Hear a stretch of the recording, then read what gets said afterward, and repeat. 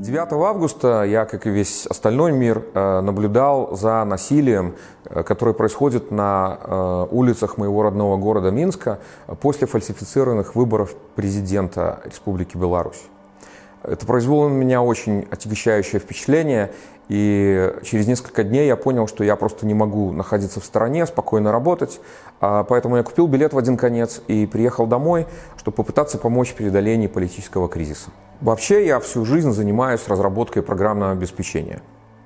Последние лет 20 я консультирую большие компании по трансформации их бизнеса с использованием информационных технологий.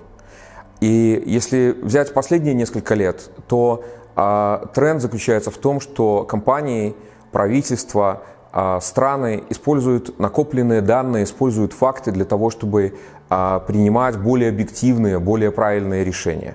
Ну, собственно, большими данными и аналитикой с этим фокусом я работаю последние несколько лет.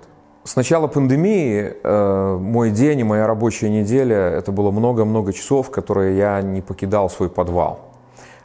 После переезда обратно в Минск у меня все резко поменялось. Очень много встреч, много публичной работы, публичных выступлений, много проектов, которые напрямую не связаны с информационными технологиями. Минск очень небольшой, компактный город. Я, наверное, ощущаю себя как дома по всему Минску и по всей Беларуси. К сожалению, конечно, какие-то места сейчас напоминают о тяжелых временах для компаний, о тяжелых временах для ресторанов, для музеев, для галерей. И там немножко, конечно, чувствуется не так, как было раньше. Беларусь через несколько лет это будет свободная демократическая страна, которая будет в полной мере использовать свое географическое положение и накопленный человеческий капитал.